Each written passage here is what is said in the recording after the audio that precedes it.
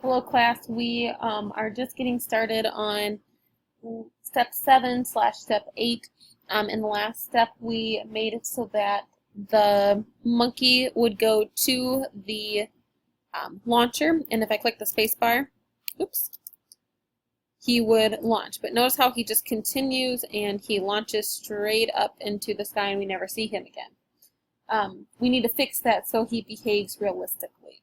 So in step 8, we're going to get to the monkey here in just a little bit, but we need to add the palm trees and the bananas. So the point of the game is for the monkey to collect the bananas. By using clones, we can add just one banana sprite, but give the monkey plenty of fruit to aim for. So step 8, add the banana sprite to the project. Make a variable for all sprites called num_bananas. To keep track of the number of bananas on the stage, start with a 3. Build the following script to clone the bananas, but don't run it yet, as you'll still need to tell the clones what to do. So, new sprite, bananas, okay.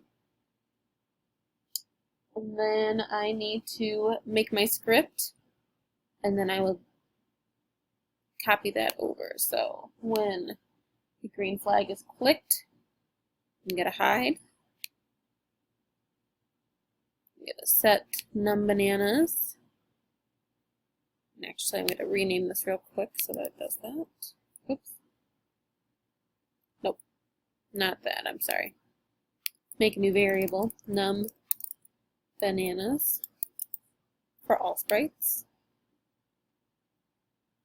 I'm going to set num_bananas to 3. I'm going to repeat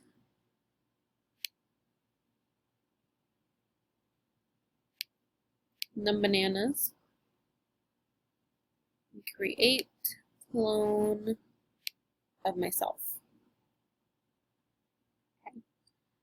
The hide button is so that we really only need these for the clone, so that the original banana sprite, and then the loop runs 3 times.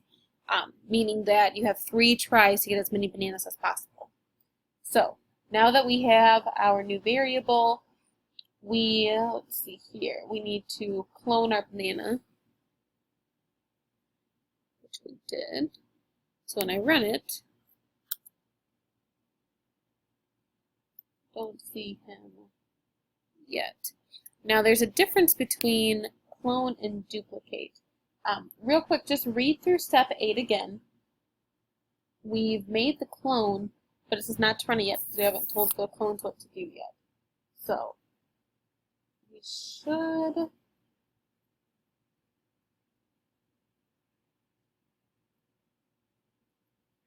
should be all set to go to step 9, because this is where the clone will actually start, because we don't want to have 3 different sets of bananas.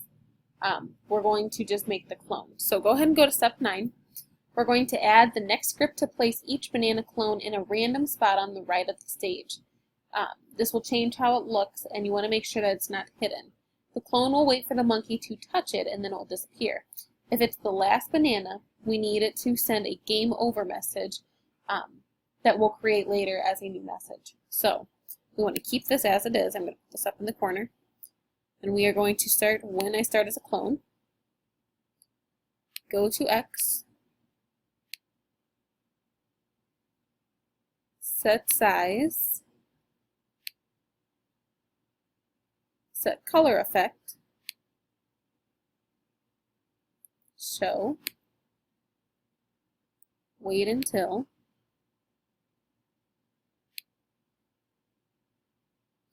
Change num_bananas.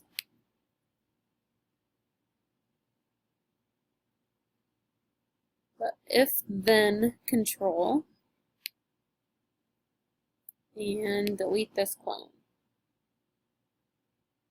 Oops, and I need a broadcast. Now I'm going to go back in and change all my variables. So I need pick random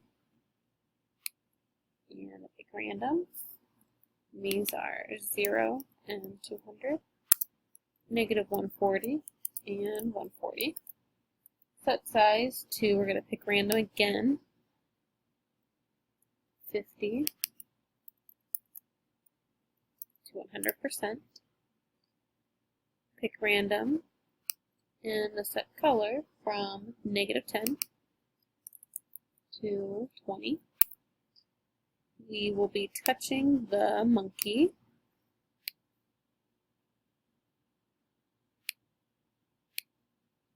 Num bananas will be changed to -1. In my operators, I need to find the equal. The num bananas will be equal to 0.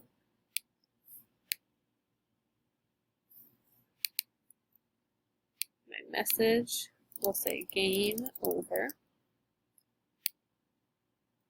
Okay, so when I start as a clone, I go to X, I set the size, I have the color effects in place, it's going to show. It'll wait until the monkey touches it.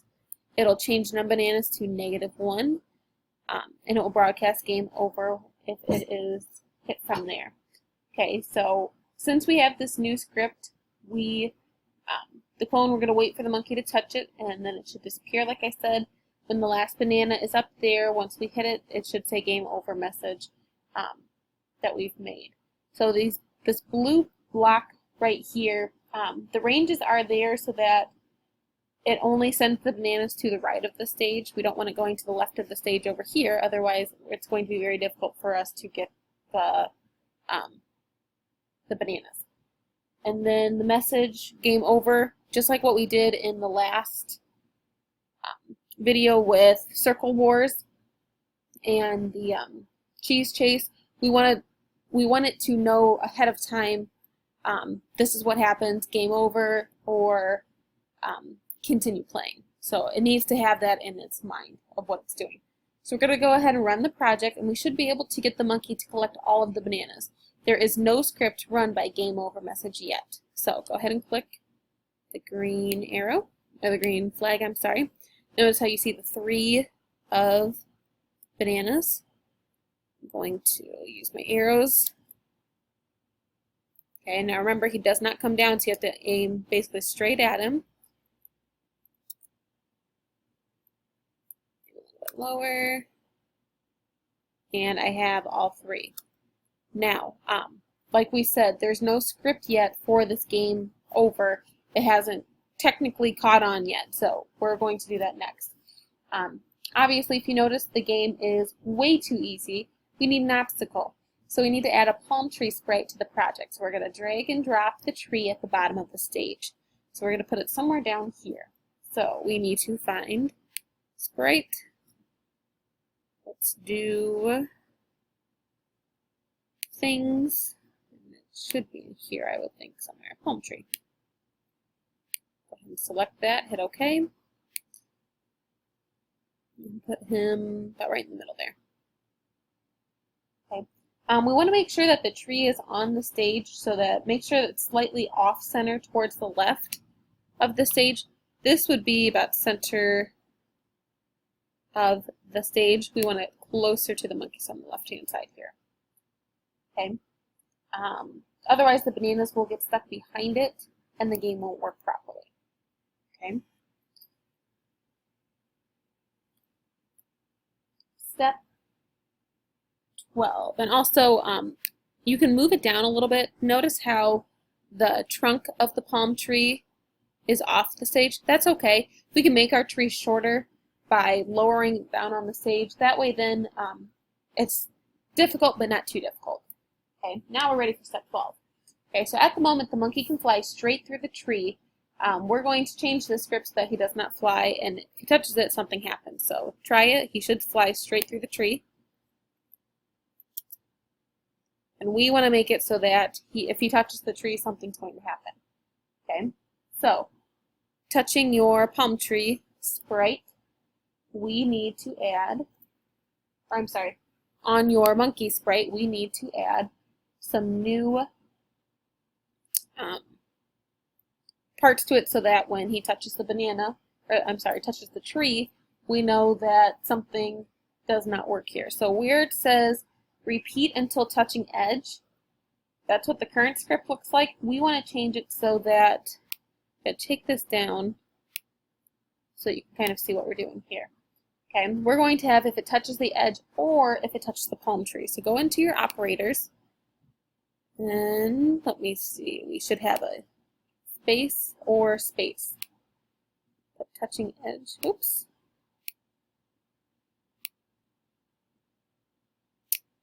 I'm having just a little bit of difficulty.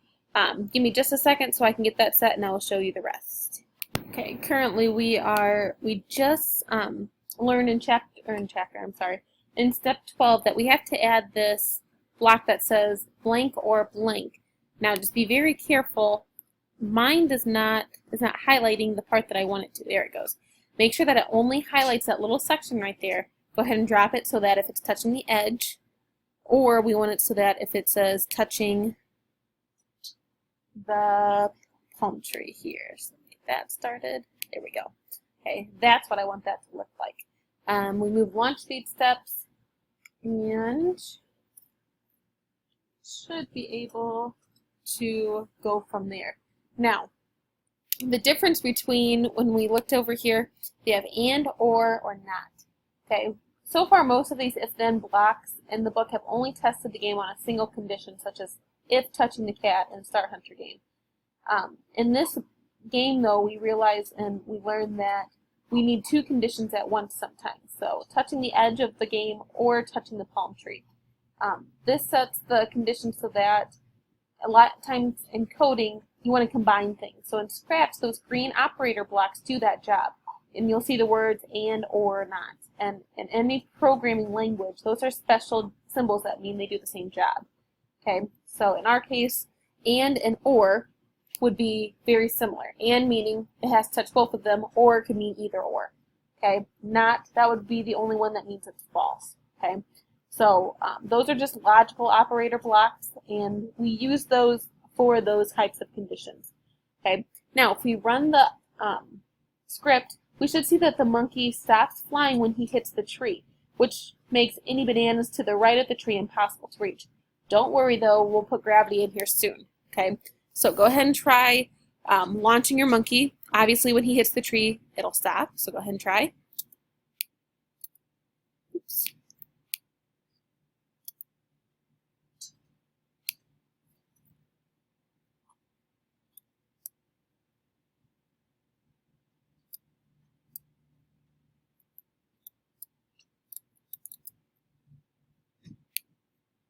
Right, now we'll notice that when we have our project run, when we set the monkey off, right away he hit the palm tree, he goes right back down to the launcher.